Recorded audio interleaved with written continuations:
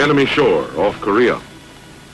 Those mountains are alive with guns, ammunition, and supplies on their way to the communist front. Our ship is here to see they don't arrive. In the moment before the big guns start firing, there's always a certain tenseness, reflected in the quiet attitudes of the men at general quarters.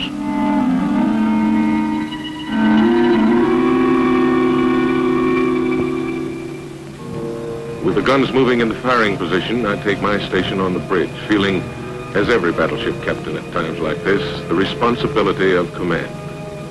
For this is a war in which every broadside must count.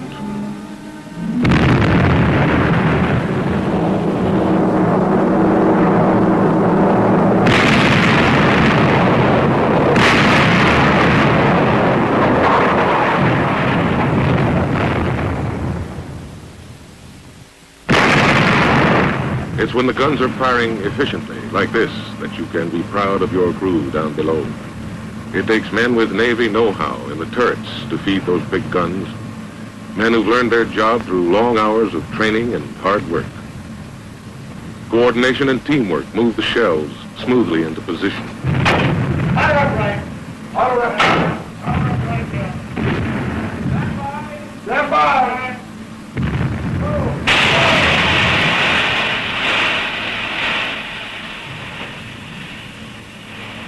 And that's TNT in powder bags, which must be handled delicately and surely. It takes 6 of those charges to hurl a shell deep down the communist throat.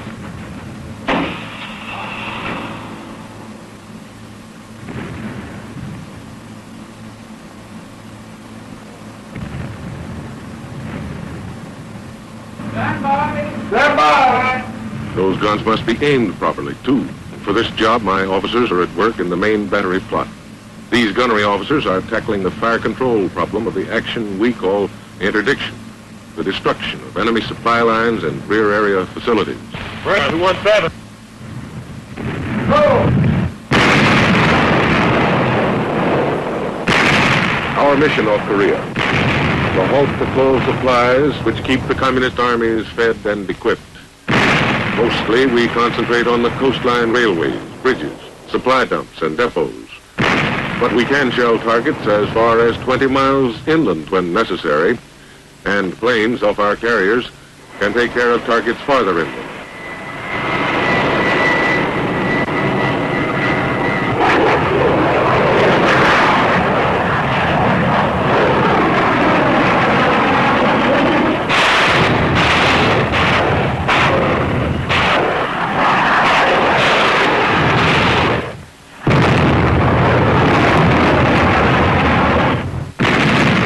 In the Korean emergency, our ship has been put to work in shore bombardment. My men like the job. They call it exporting steel to some tough customers. I call it making a battleship captain feel pride in his command.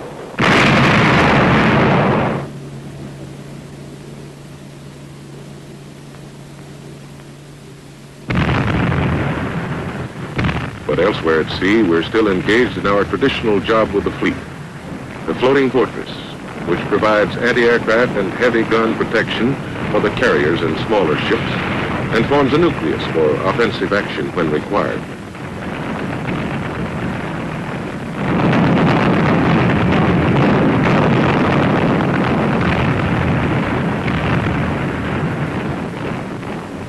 But there's another side to this ship when the guns are stilled and the battle's over for a while.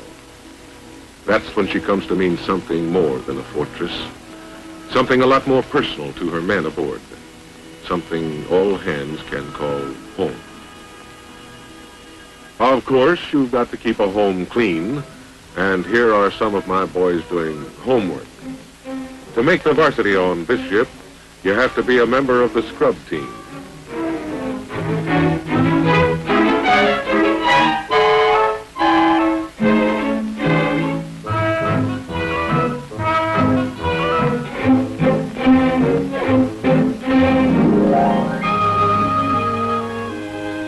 Cleanliness is a personal thing, too, and we hold inspections often enough to keep the ship and her crew in trim.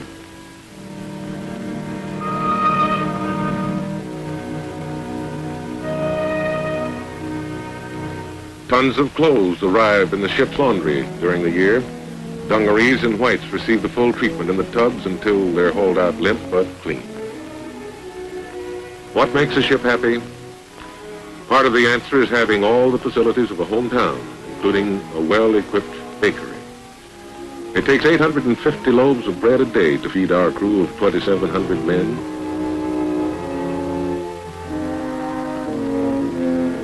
But the specialty of any bakery is their cake.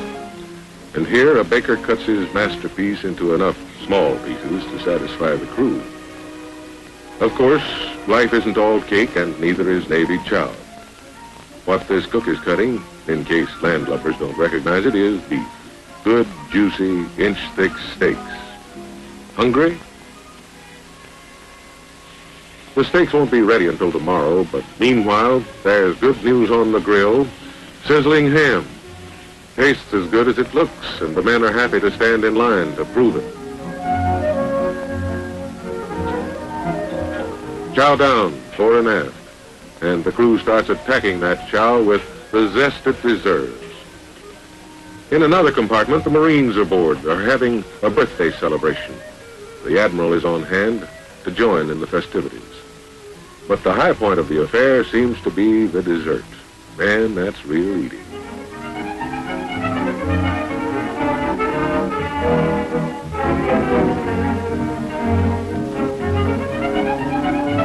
On a ship as on shore, you can't keep up with the world without a newspaper.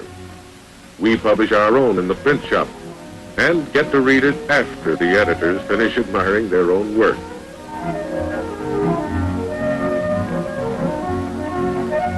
There's a ship's service where you can buy everything from watches to soap. Not as big as the corner drugstore, but just as well supplied for Navy needs. At the ice cream fountain, the star attraction is the Big Dipper, and the crew seems to appreciate it.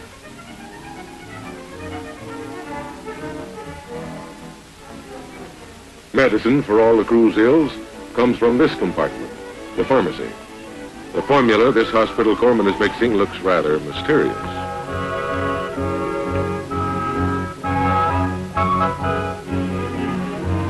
In another medical compartment, our eye, ear, nose, and throat specialist looks a little mysterious himself.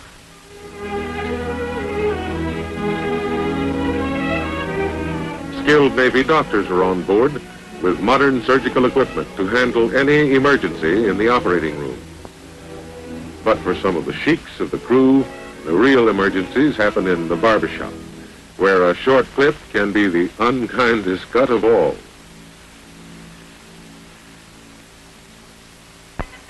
The mailroom is the most popular spot in the ship. By this time, most of the crew have learned that the only way to earn their letter is to write one. And these are going out by air. A waiting helicopter is ready to start them on the first lap of their journey across half the world.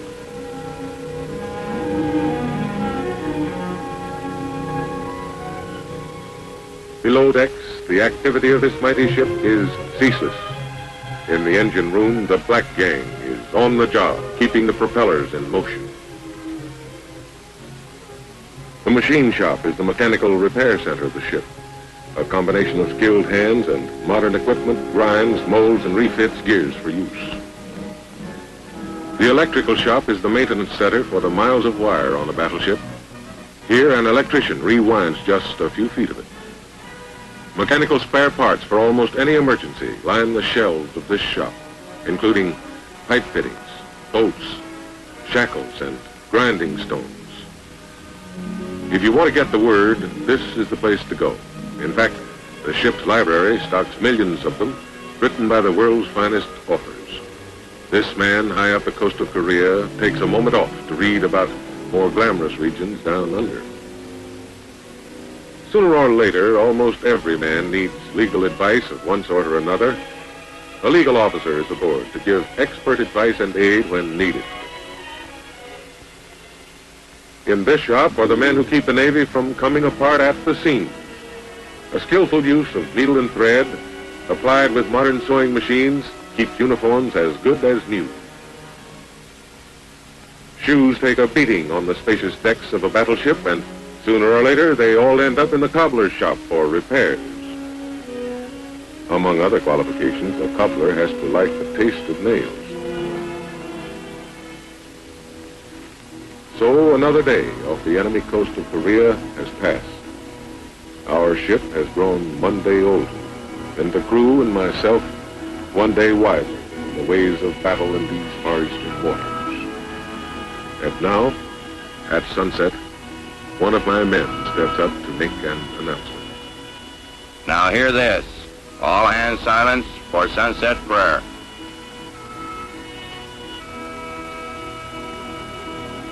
This is Chaplain Kapelsinski with the Sunset Prayer. O my God, as we prepare for rest tonight, we place our souls into thy hands, giving thee again our last thoughts of this busy fighting day. We desire that you always occupy the first and main place in our lives. We thank thee for thy loving care and protection during this day of battle. Increase in us, O Lord, faithfulness to our duties, so that our preparedness may keep our country safe. Be with us when we are lonely and miss the dear ones back home. Be with them as thou art with us. Help us to keep our hearts pure and our hands clean. Protect us in the hour of danger, and be thou our shield and defender. Cause war to cease, we pray. And when peace comes, may we do our part in the building of a new and better world in which love shall prevail and the Spirit of Christ cover the earth. May it be thy will to grant us an early peace. Amen.